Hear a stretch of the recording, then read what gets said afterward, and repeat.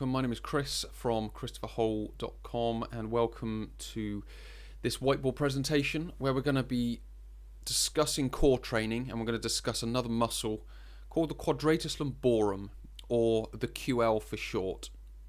We're going to discuss three things. We're going to build a little bit of a foundation by talking about its anatomy. We're then going to discuss the function of it and what it does. And then we're going to think about some exercises that we can do to be able to activate it, to keep it working most effectively.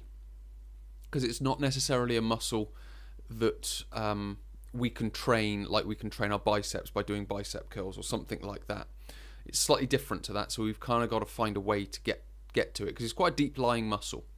Now, before we get into that, as I always do, just mention my social channels. So you've got Twitter, which is @ChristopherHole. You've got Facebook, which is Christopher Hole Training. And you've got Instagram, which is Christopher Hole. So please do come along there, like and follow. It'd be great to have you there, answer any questions that you may have. Alternatively, you can come to the website, which is christopherhole.com/join. You can pop your name and email address in, and you can join the monthly newsletter, which again is all video content. We try to keep it as interactive as possible, and it covers as many subjects as we can regarding health and fitness, be it exercise, diet, or behaviour and habits. So yeah, please do come along there. It'd be great to have you there, and hopefully I can get your questions answered as efficiently and effectively as possible. So back to the whiteboard presentation where we're talking about the quadratus lumborum. It's a muscle that you may not have heard of before, but its anatomy, you could say it's a bit of a deep lying muscle. Its origin is the iliac crest, which is the sort of top of the pelvis here.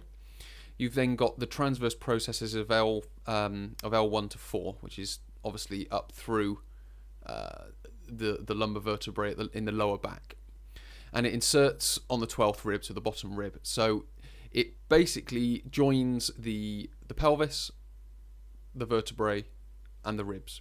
So it's as we'll discuss and as you'll find out, it's a very crucial muscle for spine stability, which will go a long way to core stability. So what we have to discuss on the next slide will bring a little bit more light into its function, but all we have to understand at the moment is where it is and where it joins to, because that's going to help us understand its function a lot more. So from this slide, all we really need to take is it runs from the top of the pelvis here at the iliac crest, up the lumbar vertebrae, and across the ribs, or across the 12th rib. So when we come on to talk about function, the main function of it is it acts like a buttress, which is a structure to strengthen or support. Now I'll discuss that in a little bit more detail in a second. The second thing is it contracts almost isometrically, so that's another important thing. So as I mentioned at the start, it's not like a bicep curl which gets longer and it gets shorter. It contracts almost isometrically, which is essentially it's a static contraction. So it works with the abdominal wall, which is the abs and the obliques. So it's not necessarily a muscle that works on its own. Again, like a bicep might just work on its own. Although there are other muscles involved in a bicep curl, I do understand that. But just for that example. So it's a buttress, so it's there to strengthen and support. It contracts isometrically, and it works with other muscles. So it's performing a wide variety of stabilizing roles for the lumbar spine. So its essential role is to stabilize the lumbar spine. So if I can bring you across to these diagrams on the right hand side, what you'll see, this exercise is known as a farmer's carry, or farmer's walk, if you will. So you can see these guys, they are holding big heavy weights, and then they are walking forwards. As simple as that exercise is, you can hopefully then see from the two different photos, you can see nice structure up through ankle, knee, and up into the pelvis. And you can see, although you can only really see his shirt line, but you can see it's relatively level. If we come up to the picture at the top here, you can see you've got a slightly skew-if position of the legs. So You've then got a knee that's slightly out of line. You've got a foot that's slightly out of line. But what you can also see up here is you've got a slight tilting of the belt. So that suggests that the pelvis isn't aligned. Now that's a part of the role of the QL, is to maintain that stable pelvis position. Now it will work with the glute medius, the glute minimus. Obviously the glute max will have a role, and the rectus femoris, and all those different types of muscles will be playing a role.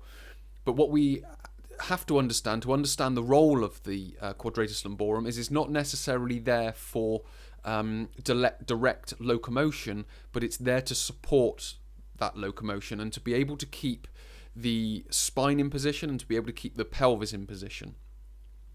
So when we are talking about sort of linking in its anatomy, how we're thinking about it is it's widening the base of the lower spine, of the lumbar spine.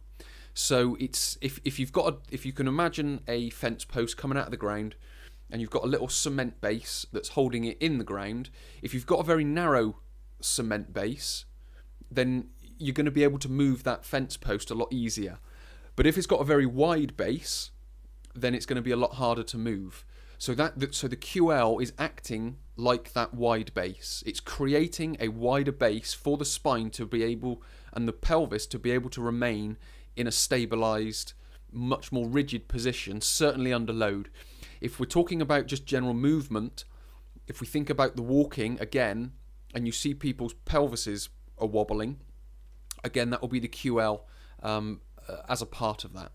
So hopefully that's brought a little bit more in the way of sort of the function of the quadratus lumborum. It's there to stabilize the lumbar spine, it's there to stabilize the pelvis and create a wider base to hold it in position. What we can now talk about are some exercises. Now, quite simple exercises, but they can be very effective. So you've got the exercise that we talked about before, the farmer's carry or the farmer's walk.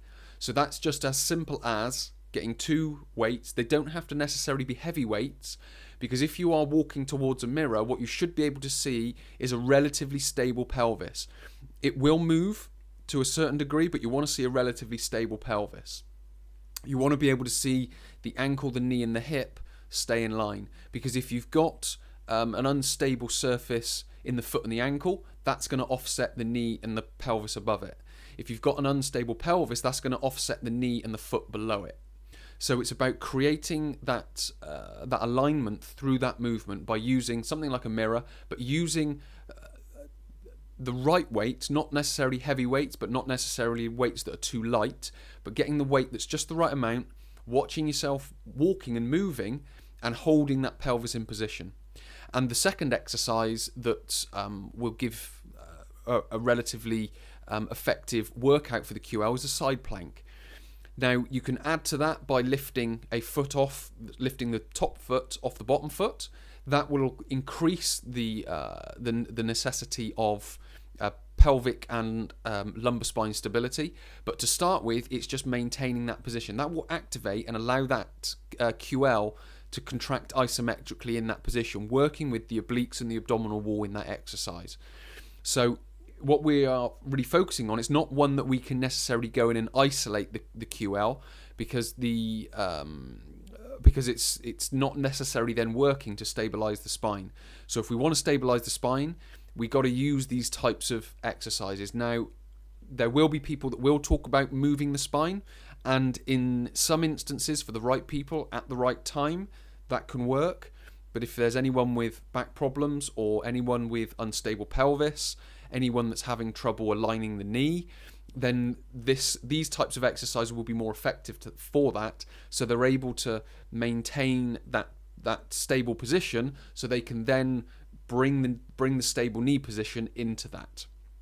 So hopefully this has brought a little bit more understanding for core training and for the quadratus lumborum. Obviously, I've talked about the rectus femoris before, and we'll be able to talk about more muscles in the future. So many thanks for watching. Hopefully this has been useful for you. Hopefully it's given you some insight into core training, and it's not necessarily just about sit-ups and crunches. So yes, many thanks for watching. My name is Chris from christopherhole.com. I'll speak to you in the next whiteboard.